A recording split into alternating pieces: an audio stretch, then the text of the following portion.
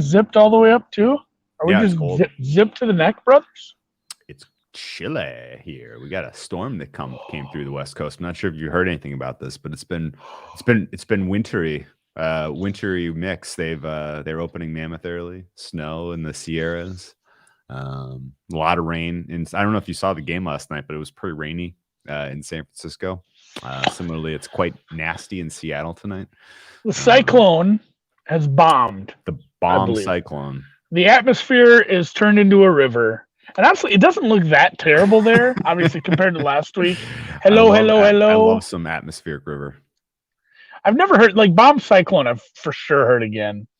And yes, anyone who watched the Manning cast is back. Oh, man. Also, so first off, we're not even talking about this game. It's not even that good of a game. But first off, Marshawn Lynch just dropping a bunch of shit. Like, he was great. And then topped it off with an F bomb. Was great, but Christ, what are you doing to me, Peyton and Eli? You made me like Tom came off very likable. I didn't care for that part. He was fun. He was like a fun guest. That sucked. I want to not like him, but he was great. Giving each other a little hard time about the Super Bowl stuff was fun. I forgot about the Peyton Manning touchdown run thing. Like harkens back to the Dan Marino fake snap or fake spike, which another great football mind on the field as well. But Famous against the Jets. yes, that was a great play. So I feel for Peyton. They probably should have called it that. The Papa John's reference did make him uncomfortable. That was pretty funny. I think maybe not so much the fact that he does too many commercials, just maybe some of the shit swirling around Papa John of Papa John's, and then Marshawn have one every week. He's like laying down on his couch calling in from an iPad, man. I'll tell you what, man. The Manning cast is a phenomenal success. They absolutely hit gold. The fact that they're able to pull the level of guests they are, and the fact that they can, give you a second screen entertainment and you can just watch the action on your phone or whatever is pretty awesome. I gotta say, it's excellent. And the guests have been outstanding, and the Mannings are entertainers at their core. So it's cool that that's been an addition to the season. I hope they continue to do it. Yeah, and God, I really wish they'd get somebody who bets on games for the fourth quarter. Because like, oh yeah, hell yeah, McAfee sweating it was great. That would be an incredible wrinkle. Drew Brees does have some affiliation with one of the sports books. Maybe they taught him how to bet. Yeah, points bet. That would be funny if Brees is like, I'm sweating like a 6-game teaser the moment he gets on the air or something. Like, Jesus, you have a gambling problem, Drew. I don't know. This game, this game has been.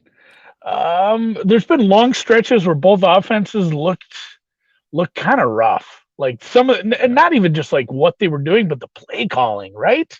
Like it just felt like these are not the best plays. And we've been awful hard on one of these coaches over the years, but the other one I feel like we've been pretty nice to. And I didn't care for some of the decisions made by Sean Payton at times, and feel like they should probably be. They got a nice soft touchdown at the end, like you said. I feel like the Saints probably should be up by a little more.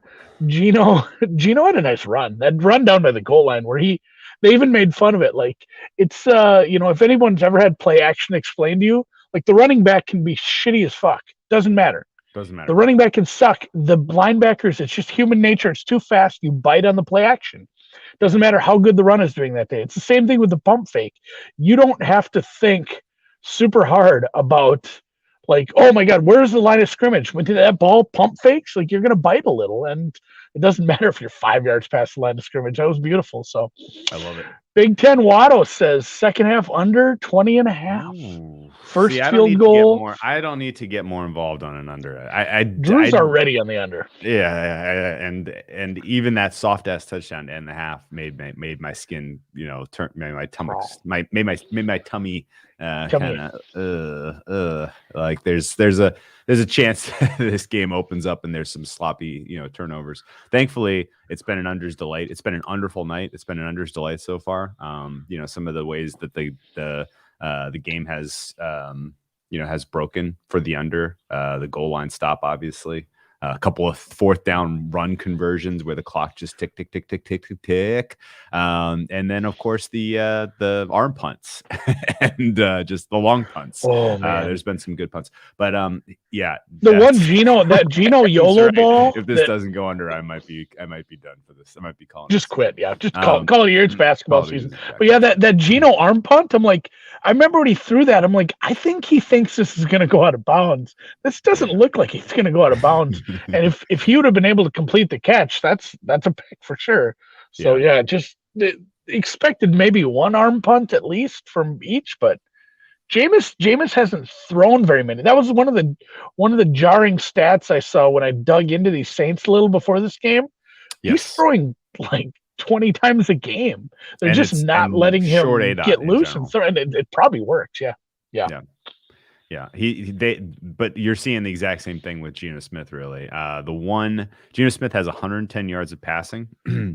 84 of those came on the single reception from DK Metcalf, where he beat Marshawn Lattimore. He beat him. He took him and threw that down convincingly. And I know Twitter was not on its game. Like, there was really nobody questioning whether I was expecting more outrage as well. And honestly, because I was an underbacker, I was literally like, that was obviously an OPI. What am I missing here? But I'm shaded by bias. So, I guess maybe it was a fair play, whatever. It was a cool play, I guess. Don't want to take away the cool plays out of the NFL. The rest in general, who knows what a foul is or why anymore? Like it's anyone's guess. The general feel for adjustments in the second half, it feels like as we got into the second quarter, the Saints absolutely started winning their battles in the trenches on both sides. And I don't see that changing. I think offensive line for the Saints can really dictate here in the second half. I think they can keep the air out of the ball. I think they can put away a win pretty comfortably here. I worry for our Seattle Seahawks +5 backing friends. That's going to need a little bit of luck, I think, right now. Yeah, you're up 3. You basically need the Seahawks to push this half. Yeah, because the Saints can win by 3 and you will lose your +5, which doesn't feel right, but seems like it might be in the cards. Yeah, a couple good points from the chat. Kevin, the Clunan says the Saints offense really flowed in that 2-minute drill. It did, but I want to give Seattle some credit for playing soft there for no reason whatsoever. Although maybe some tempo would help because they are kind of winning those. They were starting to win those battles. Femi bringing up the missed false start on 4th and 1. I love it. I remember saying, it's like, in my head, I'm like, I love it when they show the aerial view of a quarterback sneak. It's just such a good view of it. And then you see like 2 people on the right side, a tight end, and I think maybe they had dual tight ends out there, just the tackle. Both of them jumped early. It's like, oh man. Like there's a side judge for that, and they completely missed it. So there's the refs are going to do what the refs do, and I don't know. Like, it just feels like a Saints second half to me. Although I'm not involved in this one personally. Outside Saints will get the ball first. And the fact that they opened up things a little bit, I think, is probably a decent bellwether. The adjustments to be made on the side of Seahawks. Like, do you get that the Seahawks are feeling any urgency, really? Like, do they even realize? Who's been good the past 2 years, like year and a half, though? The Seahawks in the second half. In general, yeah. No, they haven't. That's cringe face. That was sarcastic. You're saying that sarcastically. Because they don't make any sort of adjustments at halftime for some reason. They just continue to play basic defense, and they'll be able to point some things out to Jameis that he missed in the first half. You got a smart coach in the New Orleans locker room. I think we go Saints -3 in the second half as the official pod play. Let me ask you this is a huge leverage game for a wild card spot in the NFC, actually. I was updating my numbers and trying to figure out like who I have as the likely wild cards in the NFC. And right now, 6 and 7, it could be absolutely anyone. Like the Giants are even back in the race now. They got a second win. The Lions are the only team I think in the NFC who's truly out of that 7 spot. So basically, like, Seahawks lose this game to the Saints. They put the Saints in the driver's seat for the 6. And then realistically, I don't know how the Seahawks rebound if they don't the 7 spot in the NFC with urgency. It feels like there's going to be a bad team in the 7th spot in the NFC. And like Dan, producer Dan asked me about this earlier. He'd made himself a spreadsheet of how many wins teams have, what their preseason win total was, and then he kind of highlighted some outliers. Like, clearly, the Cardinals are going over theirs. Clearly, the Lions are probably going under theirs. And he said, which one of these do you think will be the best sweats towards the end of the year? I looked it up for him. I just ran my numbers, like a quick sim on what I had for the season. And all of them were in the NFC, and all of them were like, it was like Vikings, Bears, Eagles, Panthers. It was like teams that are going to be in that, somewhere in that 7 to 10 range of the NFC. It's like a couple of these teams are going to be possible playoff teams, yet fighting for their season win total at the same time. Like, it just made me think, I'm like, man, the 7th spot in the NFC might be gross. I think that's a very, very high likelihood. Yeah. Well, I mean, I just pushed a button, Dan. Update spreadsheet. Is there a precedent for a QB coming in mid-year to a new team and lighting it up? Are we talking Flacco right now, or you guys are on Watson? I understand what's going on here. Oh man, it's so tough to say. Like, has anyone read any reports? What has Deshaun Watson been doing? Is he working out with some college receivers? Is he just is he staying in football shape? Who knows what he's been up to outside of just depositions and shit? Like, I would hope for his sake and the fact that he's a super, high ceiling guy, he's doing something. And that's the other thing. Drew Christopherson here, Chris's great uncle or great nephew, says, will the NFL let Watson play?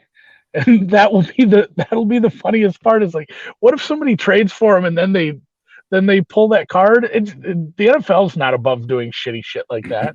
I'm sure the NFL has a line with law enforcement down there, and the minute that they know that charges will not be brought criminally, they will okay the trade, and we'll probably see Watson moved. But the suitors, I mean, the Texans' best interest right now. Disagree with if you will. Their best interest right now is just to stand pat, to lose games. And like, as you see now, we are learning more and more teams are not set at quarterback. A bunch are not set right now. You have suitors in at least Washington, Carolina, Philadelphia, and Denver that you didn't have at the beginning of the season. Miami's a known. Miami's always been rumored, but now you have 4 other teams that I think realistically, the organization is now starting to think hard about what they're willing to put together as a package for Watson. And so if you're all that's happened between opening day and now, if you're a Texans fan or a Texans organization supporter, is their position has grown strength. It's like, like 8 new bidders have entered the auction room. You're paying Watson to do nothing, to be an inactive week in, week out. And somebody brings up a good point. He is at the Texans facility. He's still on the team. I don't think he's practicing with the team at all. So I don't know what he's doing. If he's just like, you would be taking snaps that you could otherwise be giving to guys to develop. There's no reason. Go run laps, or I'm not sure what he's doing at this point. But there's probably like 10 teams that could absolutely use him. Even at this point in the season, after 7 weeks, some of these teams that have, maybe a less than sterling record, especially in the NFC. Like I said, the 7th seed might suck ass. Like, what if the 7th seed is the Panthers, who get Watson firing like 2 weeks from now? And they're like 9 and 8, but they get Deshaun Watson and Watson all of a sudden. Two outside receivers, a really good running back. Deshaun Watson's like a defense that's actually kind of good. If you're the division, if you're the division winner that has to play that team, like, you're like, well, this sucks. That's no fun. And people brought Zeke up. Like, I get it, but this isn't like the real law where there's precedent and then they can rely on old precedent. No, it just the NFL, like the Ray Rice thing's perfect. It's like, oh, we're just gonna do whatever we want. Oh, Roger, there's a video. It looks pretty bad. All right, kick him out of the league, I guess. Like they if that was if that was what they were gonna do based on what happened, they should have kicked him out of the league before the video became public. Like they're just kind of winging it up there in the offices. Is it in New York? Where's NFL offices? Just New York City, right? New York, yeah. Oh, Andy, your Chicago Bulls just covered by the hook. They tried to give that away. They tried to give that away. That's all they do is cover. Somebody brings up a good point too. He's a top 5 quarterback. Different rules. Yeah, as dirty as that feels to say, that is 100% right. A lot of people have questions about the Cards and Packers, so we should talk about that because it is obviously there's news there. Somebody had asked, "Am I ready to give Cliff Kingsbury credit yet?" Cliff Kingsbury didn't do anything last week. He just got off the COVID list, I guess. So I give him credit for getting off the COVID list. Is that what the credit he's due in the week that we've been away from him? I mean, the best game that the Cardinals have played besides week 1 was their ass kicking of the Browns, and Kingsbury wasn't even involved. He was preparing for Houston. I want to give the defensive coordinator a little credit for working with, some rookies, young players, some shitty players, the corpse of JJ Watt. Oh yeah, you can get and making that defense decent. Sure. Absolutely, yes. That whole crew, that unit is strong. So impressed with them. I don't know his name right now. So somebody in the chat write it for me so I can read it out loud. Give him the proper. Just be careful if you fall in love with Cliff Kingsbury as your head coach. Just beware of who you're making your bed with. No, I feel like it's very similar to a team that's very close to our hearts right now in Seattle. You have all the talent in the world, but you have Pete Carroll, and maybe you don't realize he's a bad coach. Yeah. Do you have a 2-minute take on Joseph? 2-minute take on how many points on Davante Adams is worth? So Davante Adams is not worth 2.5 points, but when the drop off from your top receiver to the guy that's going to fill into him is who's behind MVS? Probably another tight end at that point. I'm not sure if you're going 3 wide receivers all that often now. Yeah. I mean, there's just such a drop off. He's not worth 2.5 points. That's for certain. But I'm not saying the move is incorrect. The books just had to move. They were sick of taking Arizona money. Is worth these 2.5 points because they were 3.5 with them expected to play, and then 6 without him. Right, so that you literally just move to the next key number. Right, 4 is soft, 5 is soft. You've moved out to 6, and I think that percentage is actually appropriate, particularly considering the backfill is not very good. And then there is more speculation even beyond why go back. Why even bet Arizona -6 now? Bet the Cardinals -6 now because realistically, without the defensive coordinator, without Davante Adams, and probably there's going to be some more surprises. If you think that we've heard it all with this team, there could be more COVID. You're probably not right. They went on freaking lockdown of the facility because they're like, we can't lose another body. They might. Yeah. And so I think it's fine to speculate that there should be err on the side of Cardinals. I'm kind of mad at you jumping in and stealing my 4 and 5 point though. And I mean, you're 1,000% right. Okay. When you're sitting at 6.5, this might move to 7.5. When you're sitting at a 3.5, 4, the fact that it jumps up a few points. Yeah, it's not all points are created equal. Super good point by you there. And the other thing too is, man, I almost fired at an over 53 in this game. I was very close. I went back and looked at that, and really, you can take out the final drive for Washington if you really want. But even then, if you don't, Washington outgained Green Bay by 120 yards and 6 first downs. The fact that they were scored 10 points wasn't correct. Green Bay's defense looked kind of bad for most of the game against a not all that great team with a really good receiver and a young quarterback. But if that's what they're going to give up against Heineke, and then get lucked out with 0-4 for the red zone, Like, they might give up 1 trillion points to the Cardinals. And I was just expecting, like, all right, Rodgers, these receivers, I respect the Cardinals defense, but it's still Rodgers and this offense, Aaron Jones, the Devontae Adams and the rest of the gang. Like, I'm like, God, the Packers can probably put up 30, and if they get pressured to do so, like they're going to, like, this game feels like 42-35 in some iterations. And boy, everybody just ruined my fun on that one. At least I didn't bet it because it's 51 now, I think.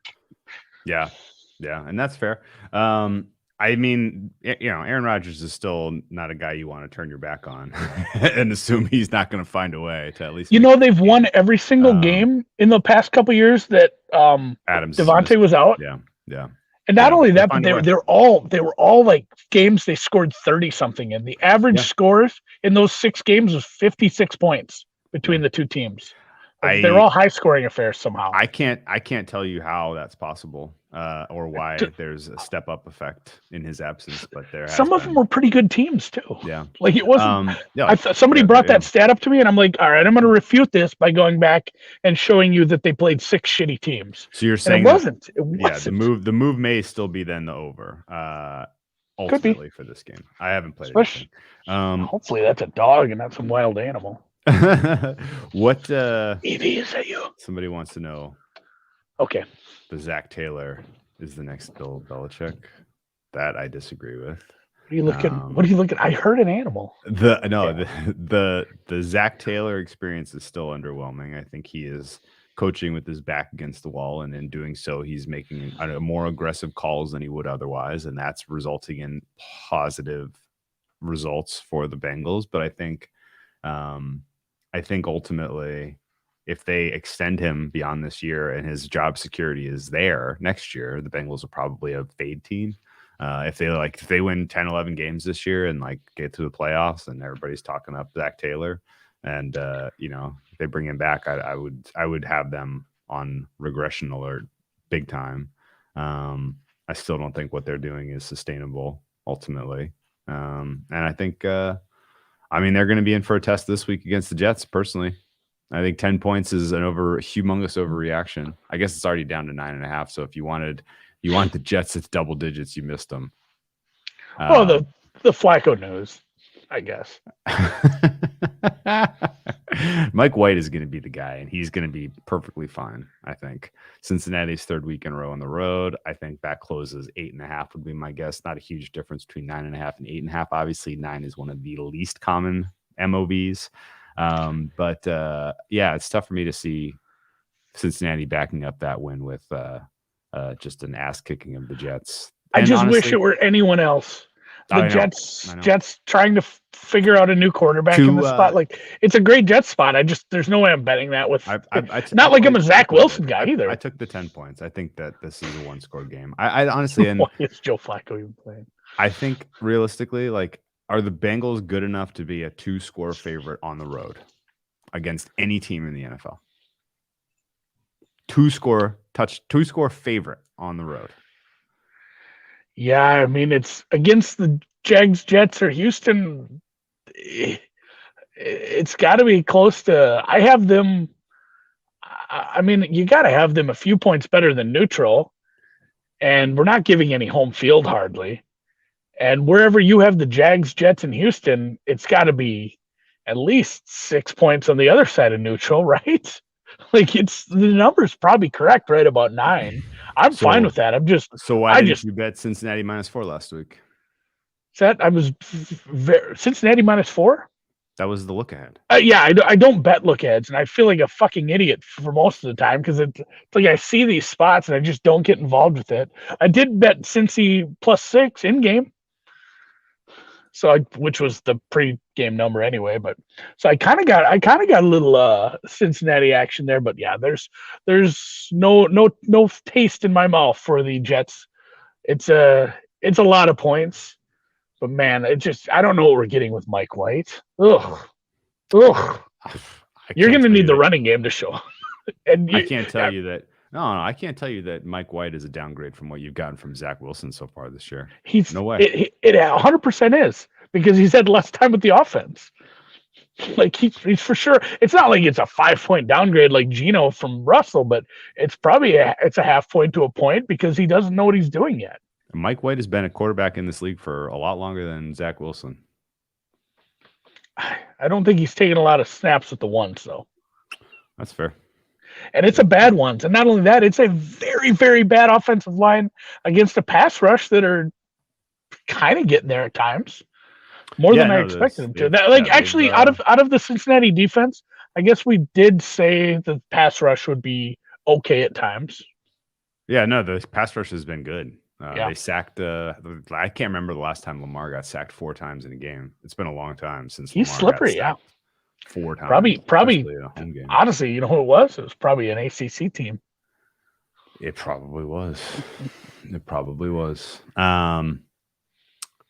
Yeah, I mean, I don't know. I mean, my read on the NFL is not especially strong right now. So if you want to go lay 2 scores with the Bengals against the Jets, be my guess. Yeah, no, I mean, for me, it's just a pass game. Like, I don't want to lay that. You know, you don't lay it. You don't lay it with a team when they're at the top of their range, because the Bengals are getting to the top of their public sentiment, market sentiment, everyone's sentiment. It's not a good time to back the Bengals. I just don't want to be on the other side of that when Mike White does something silly at the end of a game. Third and 19. Do you think Geno Smith converts here, or does he turn the ball over? Is this an arm punt here? I don't know, man. I think you got to go with the arm punt and hope for a DPI. Who knows? Geno does look. It's funny how Geno. Remember the first drive Geno came in after Russ fucked up his finger? Yeah. He looked really sharp for like 10 plays. It's been really downhill from there. Whew. Yeah. Would you rather? Here's it. Would you rather take someone? How did I miss this? Would you rather take +10 with the Giants or the Jets this week if offered either? Let's say the number still exists at -110. Really laying 10 with the taking 10 with the Jets or the Giants. So with the Giants taking the 10, you're actually not getting the expected look ahead. Did you know that expected look ahead was 13? It was like 11.5, wasn't it? 13.5. We're getting word in too from the stats and stats department here over in Patrick McCann's house. Clemson sacked him 5 times in 2017. Ooh, good note. That was probably the last time that happened. Seattle is trotting out the field goal unit here. It's a long kick. I do not think he's going to make it. He did not make it. No good. Wide right. And it was not. Oh, actually, that was kind of close. He almost had it. You know what that was, though? He just missed a 44-yarder at home. Wasn't that long? No. Bomb cyclone, though. Bomb cyclone and all. Bomb cyclone and all. So, yeah. All right, what are you drinking tonight? I'm going to head in and find some whiskey. I've just been rehydrating. Sparkling water. One of those weekends, huh? Oh, yeah, definitely. That was pretty loose on Saturday. Saturday was a heavy day for me. I've got another fucking child's birthday party this weekend. Just one after another with these children. Actually, I have 2, but their birthdays are a month apart. So another, but as popular back by popular demand was what I was trying to say. We'll be smoking 2 very large Boston butts, shredded pork this weekend. Maybe some mac and cheese. I don't know. Hey, let's do a little bonus halftime pod. Does that sound okay? Real quick. For what? My Cleveland Cavaliers tonight.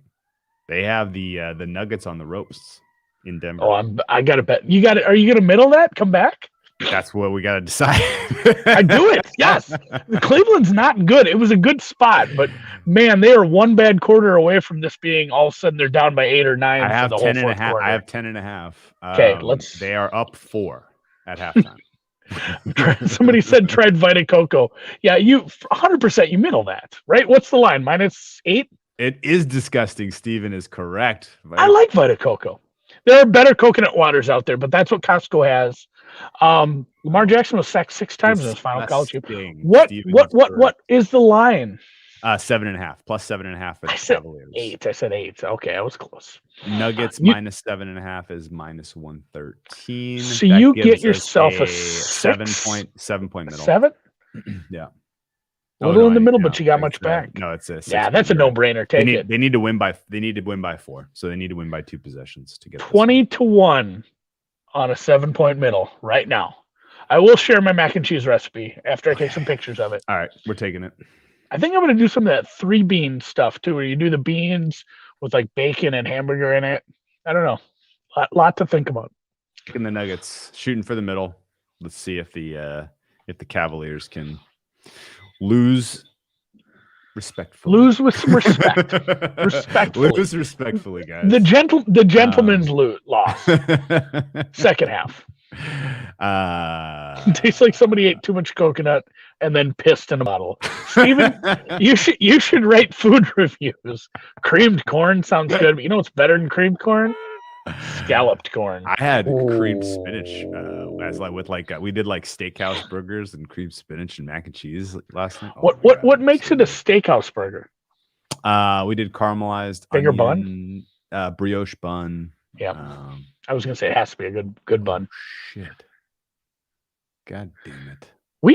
You know what? Anytime I make hamburgers, that's the first thing I do is I chop up an onion, 2 onions usually, put it in the old cast iron. You got to caramelize onions. I got to get going. Did your house fall over? No, but the rain fucked something up in the backyard. God damn it! I thought it doesn't rain there.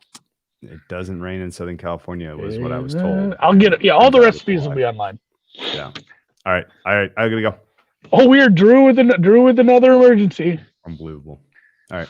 Unbelievable. See you guys.